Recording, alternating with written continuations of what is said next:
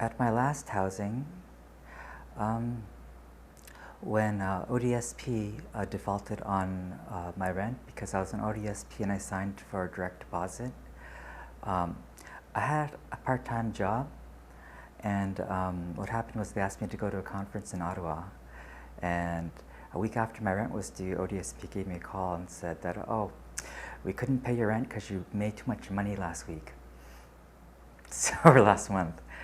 So I called the landlord, and they'd already started an eviction process, which threw me for a loop.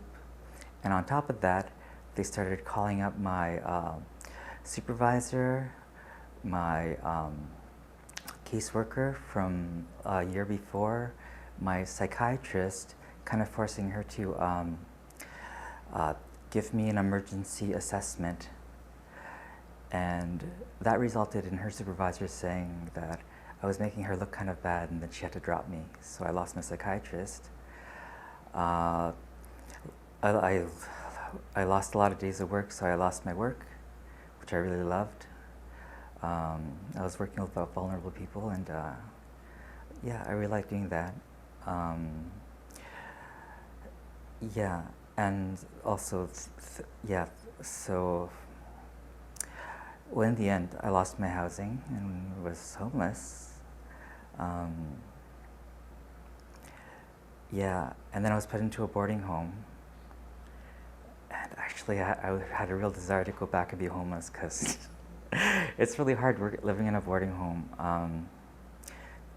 The food is horrible. When I first got there, they gave me 4 wieners and two pieces of bread, and that was dinner. The next night, they gave me 4 fish sticks and some French fries. That was dinner. Or for lunch is usually like a bologna sandwich, like 1 slice of bologna, 2 white bread, and that was lunch. I saw someone in boarding homes go into a diabetic shock and then into a diabetic coma, and the worker there, she didn't speak English. She only spoke Chinese, and I picked up a little Chinese, not very good, but basically if you don't wake up in time to get your breakfast, you have no breakfast, but there's always a stack of white bread and some margarine. And they said that he had a lot of bread and margarine, and so 2 and 2 together, he was going into a diabetic coma, a diabetic shock, and then the paramedics after said, yeah, he was going into a coma as well. Yeah, the food is pretty horrible. They have standards, but they cut corners by, when they say they need to buy this many pounds of meat, the meat will be wieners. And not the good all beef wieners, but the cheapest they can get. You can't cook your own food in boarding homes, so if you're vegetarian, you're screwed. If you have any sort of food allergies or things like that, they don't supplement it, they just take away that part of the meal that contains it. It might be the main course, and you might end up with just rice because they can't feed you, I don't know, like milk, and there's some milk in the food or something. Any other things about housing?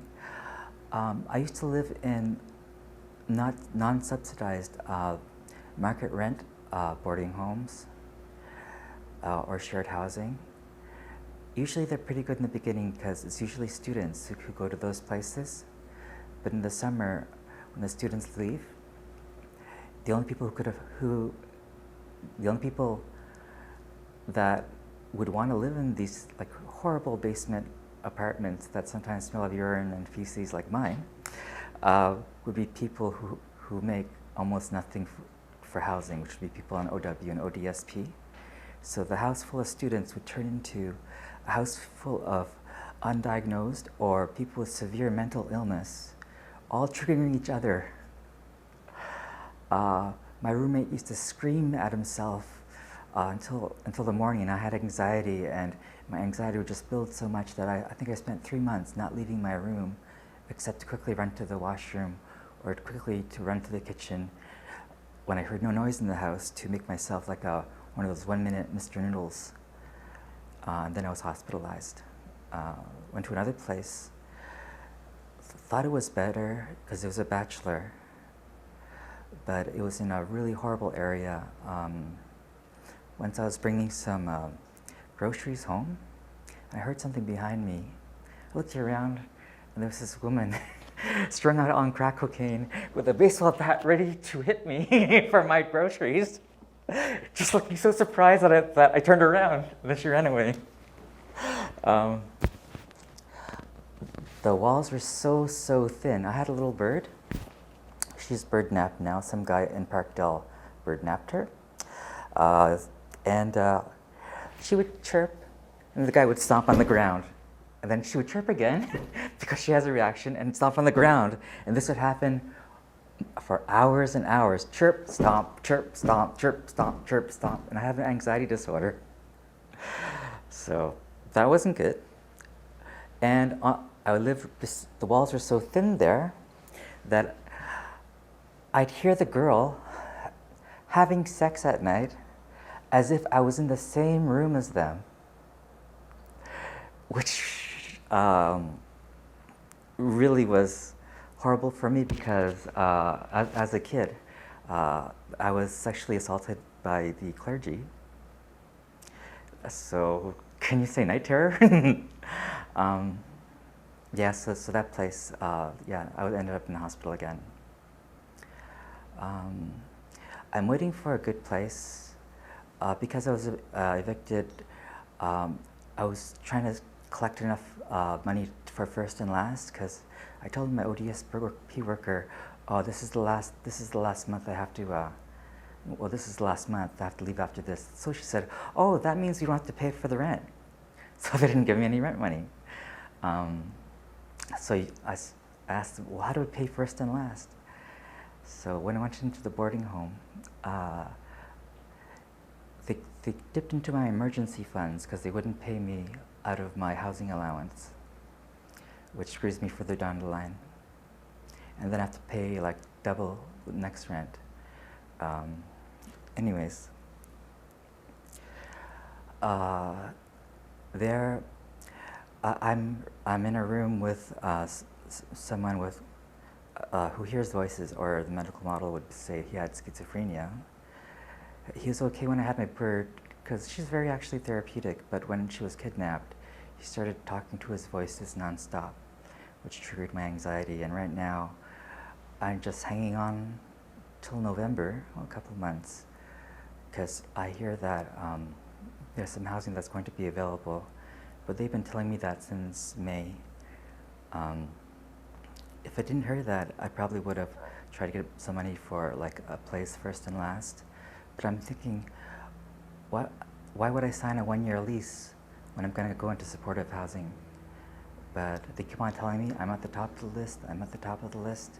And that was May, and right now this is almost getting into September.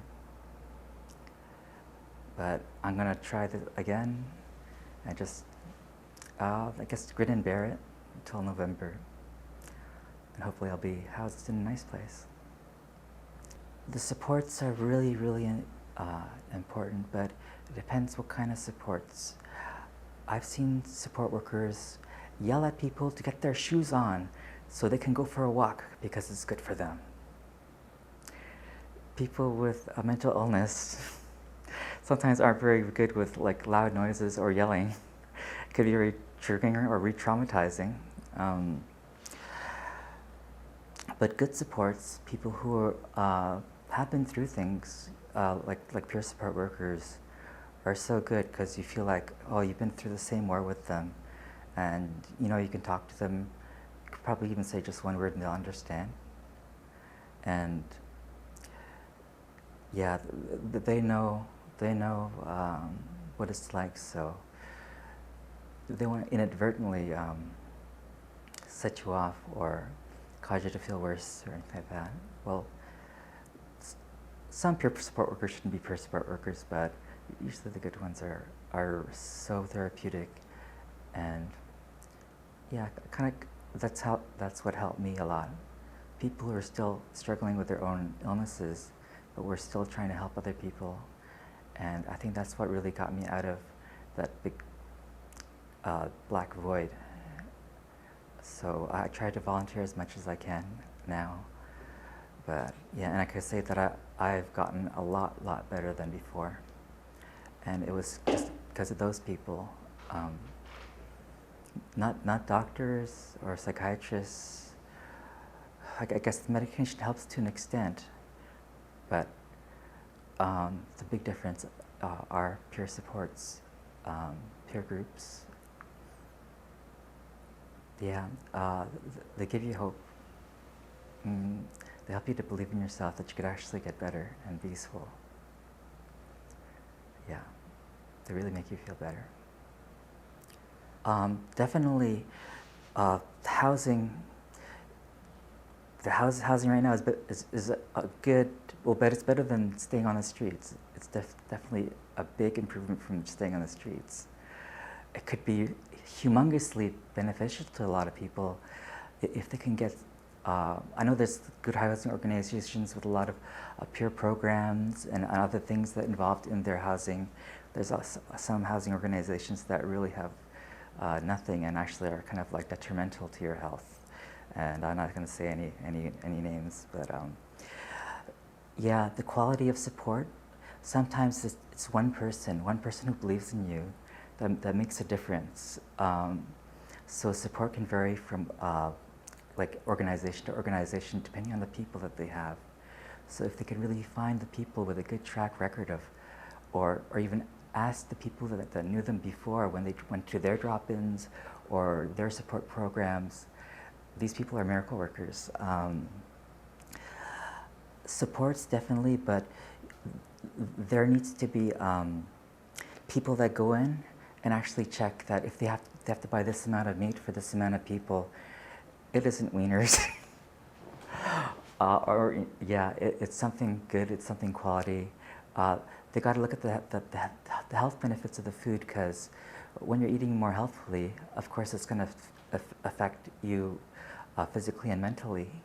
So they really got to make sure that there's some accountability and not just put in an outline of how many pounds of whatever they have to get. They've got to get people in there, nutritionists, to see how healthy the diets are. That'd be great. Also, they need some sort of feedback on programming. There are some programs that work great in one house that doesn't work great in another house. So everyone's different. You can't have just like, okay, we're all going to take you to the CNE and think that that'll help everybody. It may help some people, it may not help other people. Maybe the money can be better used if they just kind of looked into it and had some tenant response and some real tenant interaction into their own recovery. Maybe the tenants can join and like collectively they could discuss what kind of things they'd like in their own boarding homes, because every boarding home is unique. Every supportive housing group is unique. Yeah, if people had more power, more say into their own recovery, that would be amazing. That would probably be one of the greatest things.